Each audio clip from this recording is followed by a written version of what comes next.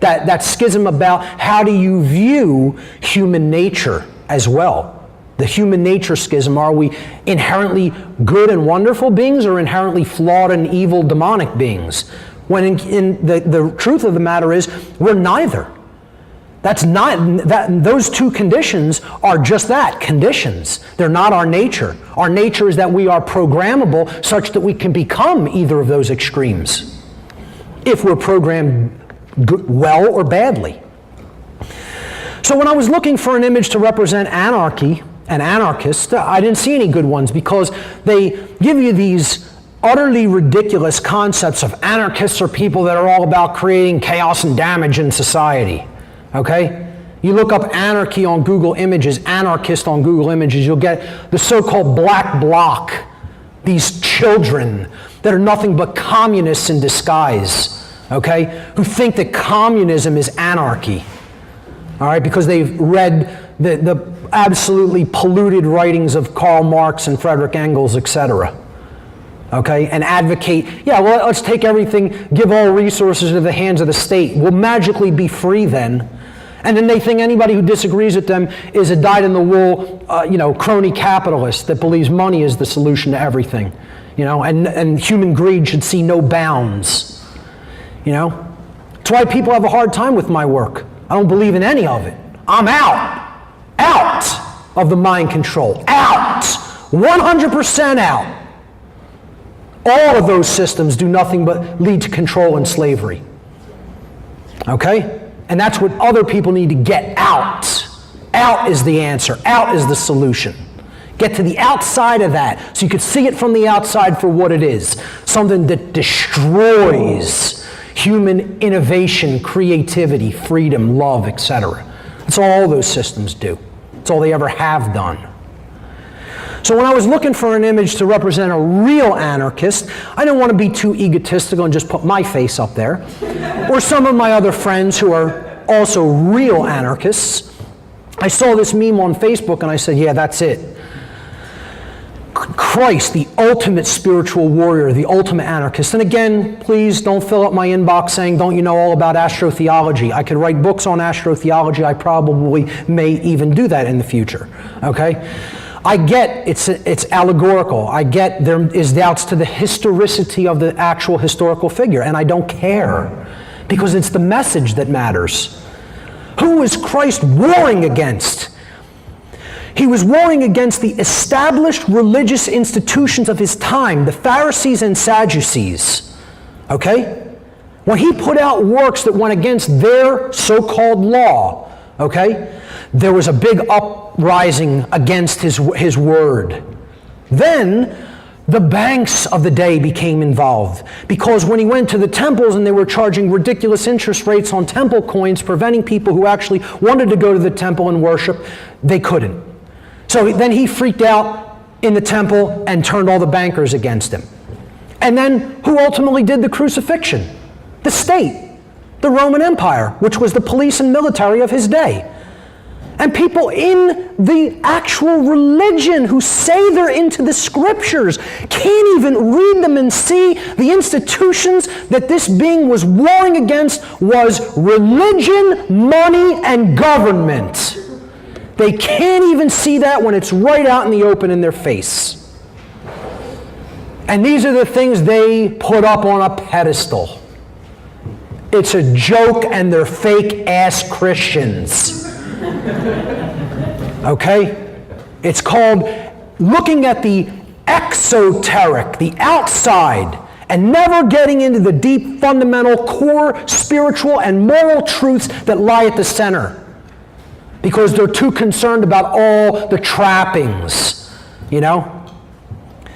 So the ultimate anarchist is right there. And what I'm here today to tell you is that there is no such thing as an awake being that has ever been a statist. Never one. Every truly awake being that has ever existed in the cosmos is an anarchist. And can never not be one who is an anarchist. One who believes that there is no such thing as the legitimacy of ruling and owning other people. because that's what an anarchist is. Someone who believes there is no legitimacy to the external rulership or ownership of other people, or in other words, that there is no legitimacy to slavery. That's what anarchy really is. And I'm going to explain that right now. Okay, a statist is an individual who erroneously believes that there is such a thing as authority vested in certain human beings, magically giving them the right to rule over other people. Without euphemism, if we stop euphemizing things and we're honest with ourselves for a moment, a statist is a person who believes in the legitimacy of slavery. By definition, that's what a statist is. Conversely, an anarchist is one who knows that there could never be legitimacy to authority or government because those terms are simply euphemisms for violence and slavery, which are always immoral and always in opposition to natural law, the laws of morality. So once again, every single blanket statement, statist, every person in the history of the world who has ever advocated for the legitimacy of the state has always been asleep and always will be asleep. Only anarchists, true anarchists, are consciously awake. There is no such thing as a person who's awake and believes in the legitimacy of government or authority. Cannot be done. You cannot have it both ways. What anarchy really means, because you do a word association game on the street with people and they couldn't tell you what the word really means.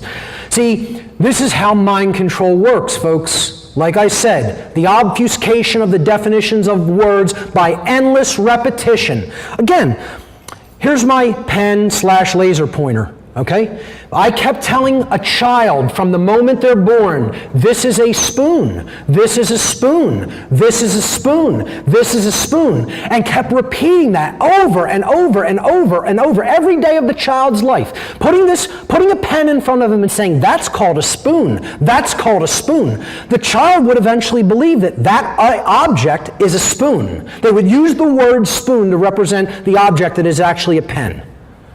Okay? So here's what's been done. Controllers don't want you to know what anarchy really means. So they're going to keep repeating, anarchy means chaos, anarchy is chaos, anarchy is chaos, anarchy is chaos, over and over and over again. And that mind control technique of repetition works beautifully. I use it all the time.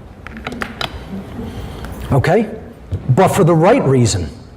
You got to keep repeating yourself for people to get something.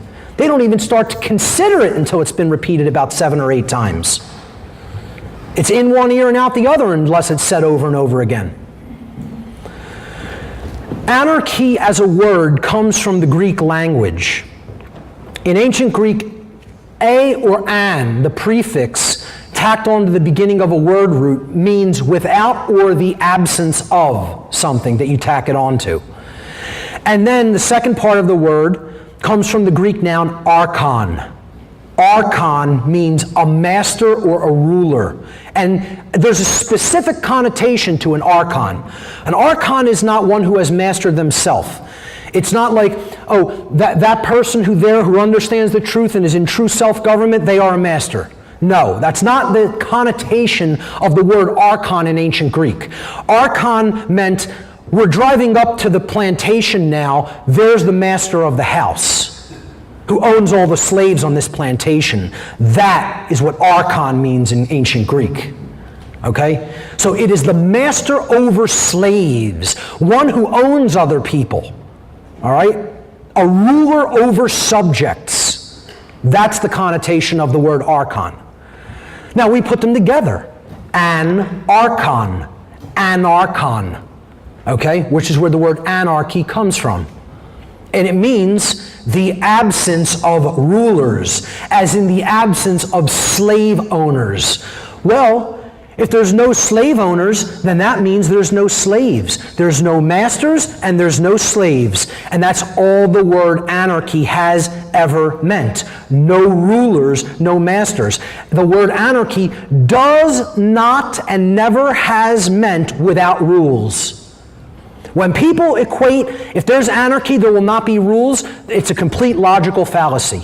That's not what the word itself means. There's always got to be rules. You are never going to take the rules out of effect.